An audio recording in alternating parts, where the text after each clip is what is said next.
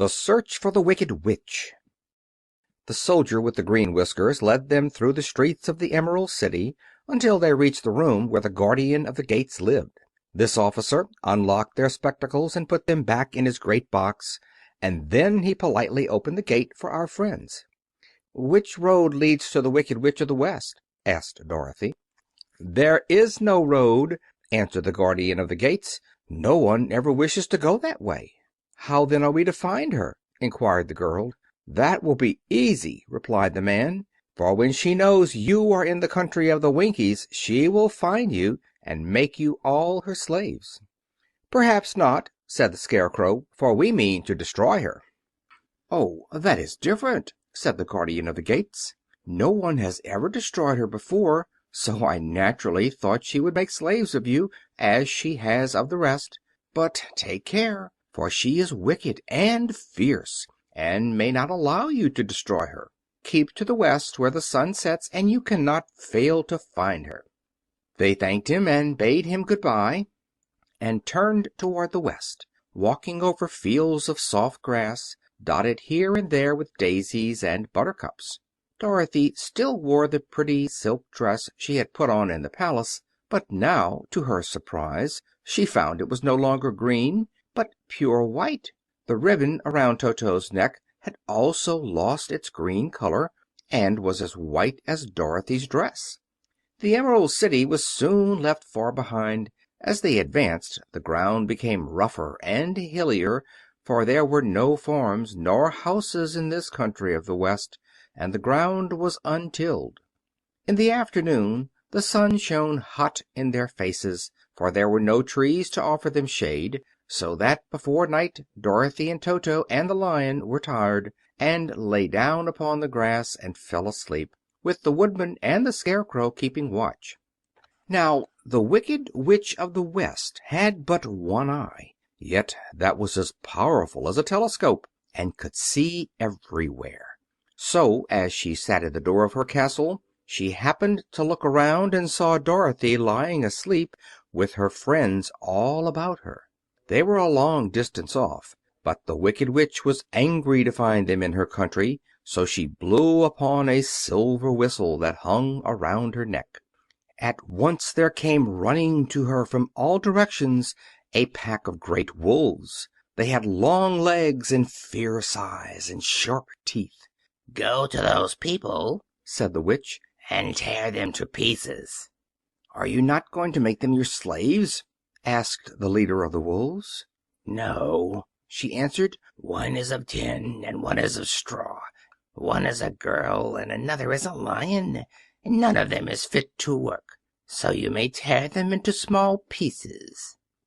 "Very well," said the wolf, and he dashed away at full speed, followed by the others. It was lucky the Scarecrow and the Woodman were wide awake and heard the wolves coming.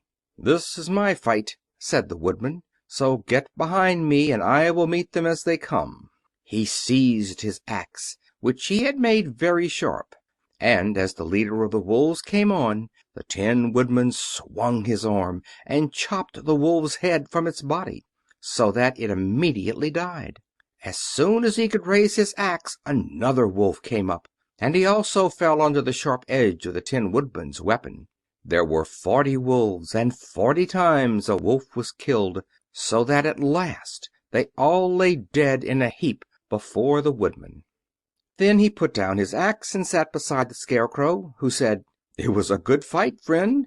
They waited until Dorothy awoke the next morning. The little girl was quite frightened when she saw the great pile of shaggy wolves, but the Tin Woodman told her all.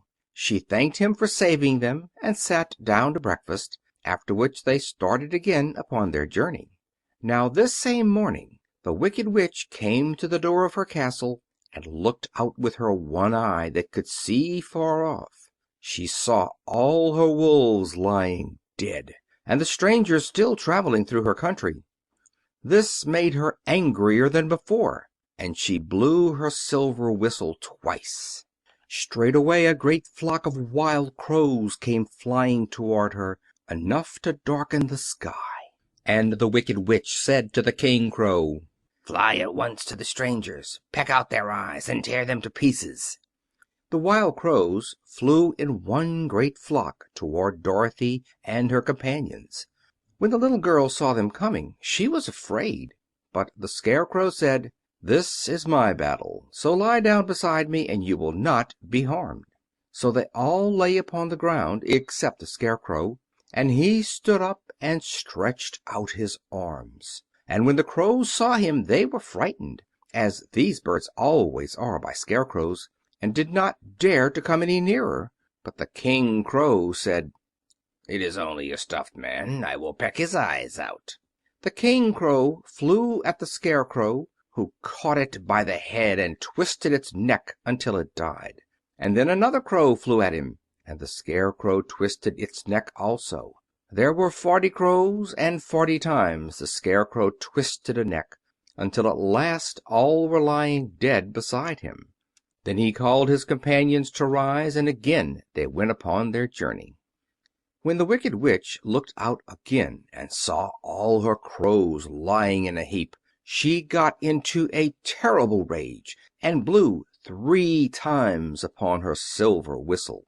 Forthwith there was heard a great buzzing in the air, and a swarm of black bees came flying toward her. "Go to the strangers and sting them to death," commanded the witch, and the bees turned and flew rapidly until they came to where Dorothy and her friends were walking. But the Woodman had seen them coming, and the Scarecrow had decided what to do. "Take out my straw and scatter it over the little girl and the dog and the lion," he said to the Woodman, "and the bees cannot sting them." This the Woodman did, and as Dorothy lay close beside the lion and held Toto in her arms, the straw covered them entirely. The bees came and found no one but the Woodman to sting, so they flew at him and broke off all their stings against the tin without hurting the Woodman at all.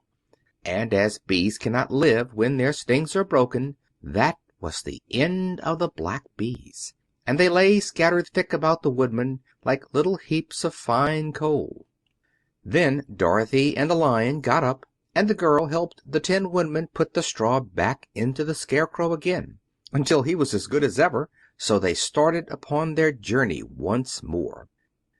The Wicked Witch was so angry when she saw her black bees in little heaps like fine coal that she stamped her foot and tore her hair and gnashed her teeth, and then she called a dozen of her slaves, who were the Winkies, and gave them sharp spears, telling them to go to the strangers and destroy them.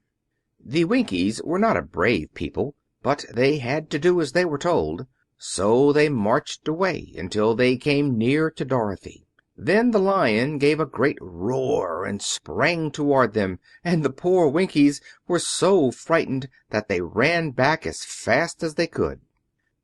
When they returned to the castle, the Wicked Witch beat them well with a strap and sent them back to their work, after which she sat down to think what she could do next.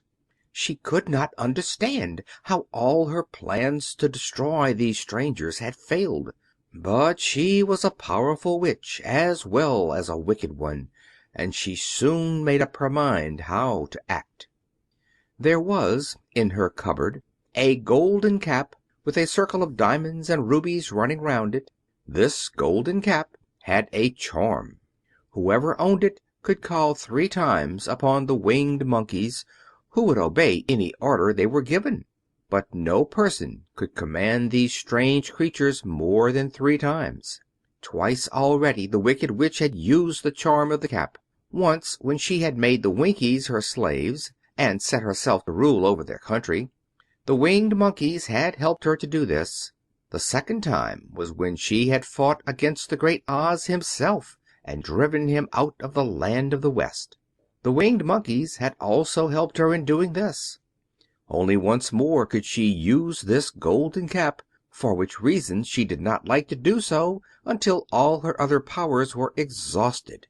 But now that her fierce wolves and her wild crows and her stinging bees were gone, and her slaves had been scared away by the cowardly Lion, she saw there was only one way left to destroy Dorothy and her friends. So the Wicked Witch took the golden cap from her cupboard and placed it upon her head. Then she stood upon her left foot and said slowly, "Eep, peep, kaki." Next she stood upon her right foot and said, "Hilo, holo, hello." After this she stood upon both feet and cried in a loud voice, "Zizza, zooza, zik." Now the charm began to work. The sky was darkened, and a low rumbling sound was heard in the air. There was a rushing of many wings, a great chattering and laughing, and the sun came out of the dark sky to show the Wicked Witch surrounded by a crowd of monkeys, each with a pair of immense and powerful wings on his shoulders. One, much bigger than the others, seemed to be their leader. He flew close to the Witch and said, "You have called us for the third and last time. What do you command?" Go to the strangers who are within my land and destroy them all, except the lion," said the Wicked Witch. "Bring that beast to me, for I have a mind to harness him like a horse and make him work." "Your commands shall be obeyed," said the leader. Then, with a great deal of chattering and noise, the winged monkeys flew away to the place where Dorothy and her friends were walking. Some of the monkeys seized the Tin Woodman and carried him through the air until they were over a country thickly covered with sharp rocks. Here they dropped the poor Woodman, who fell a great distance to the rocks, where he lay so battered and dented that he could neither move nor groan. Others of the monkeys caught the Scarecrow, and with their long fingers pulled all of the straw out of his clothes and head.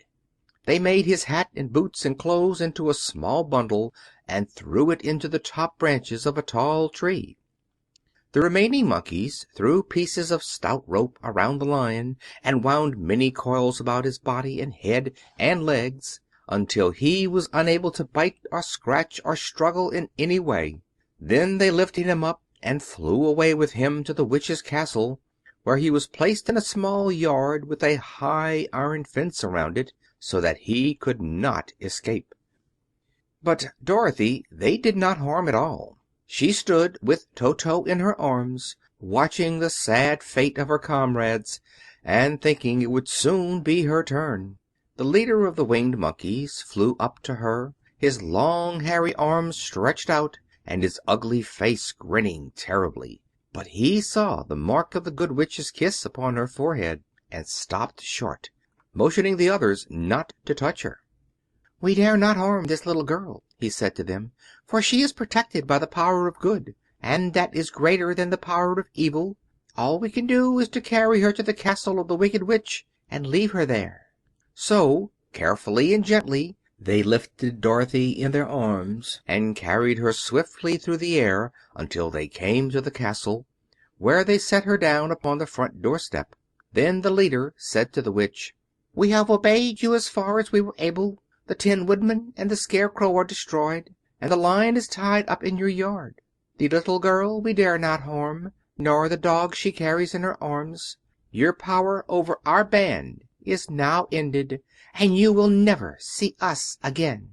Then all the winged monkeys, with much laughing and chattering and noise, flew into the air and were soon out of sight. The Wicked Witch was both surprised and worried when she saw the mark on Dorothy's forehead, for she knew well that neither the winged monkeys nor she herself dare hurt the girl in any way.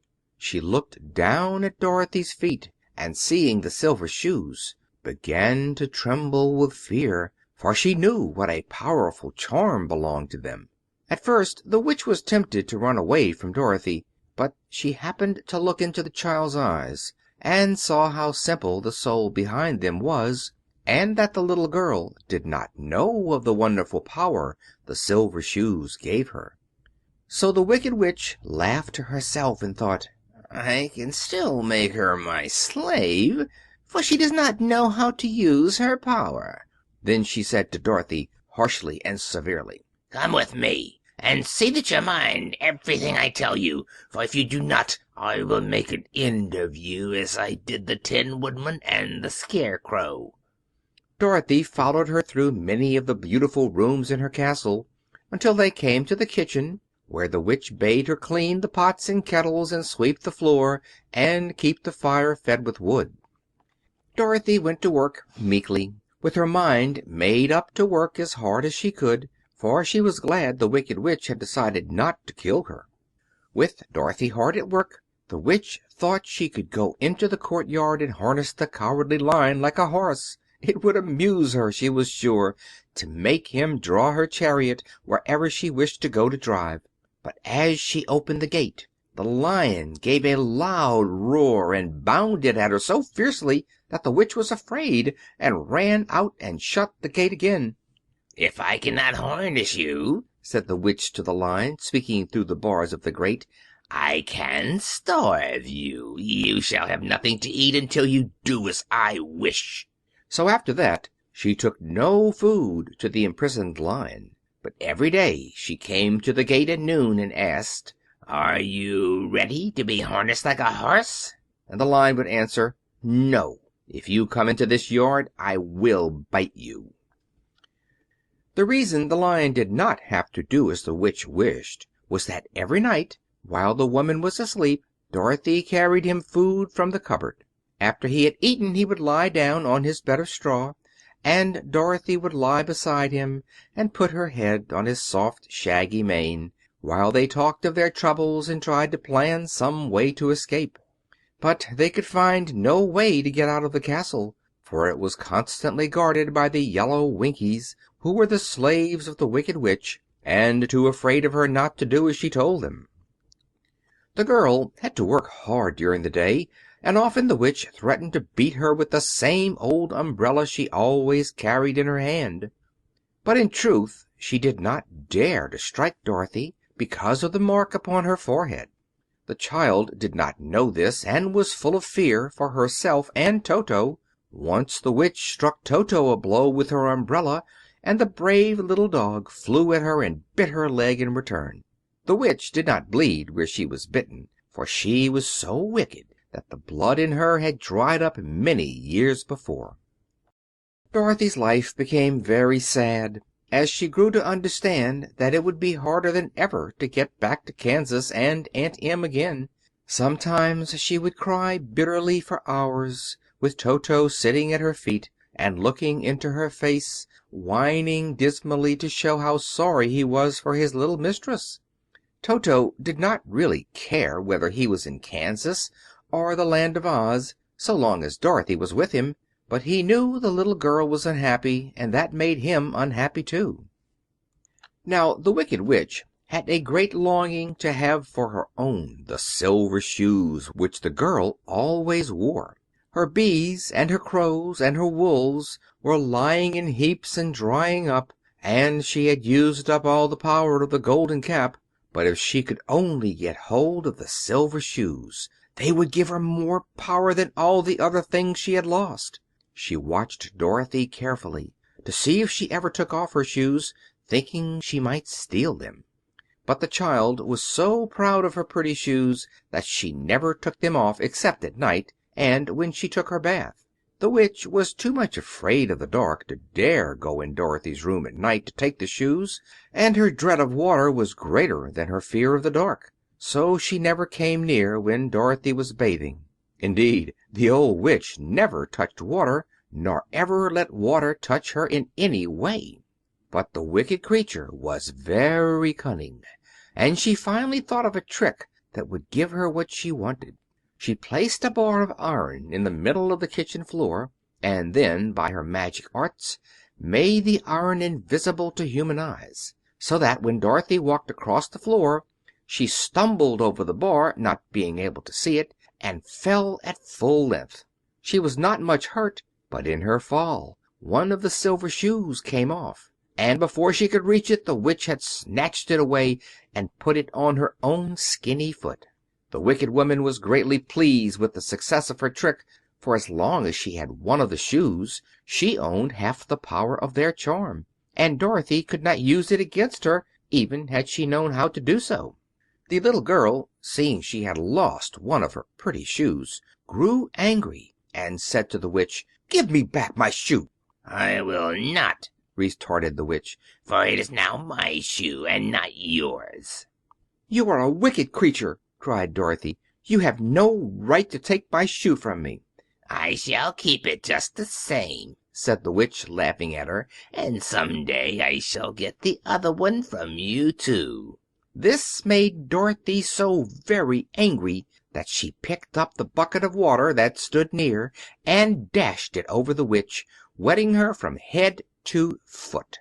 Instantly the wicked woman gave a loud cry of fear, and then, as Dorothy looked at her in wonder, the witch began to shrink and fall away.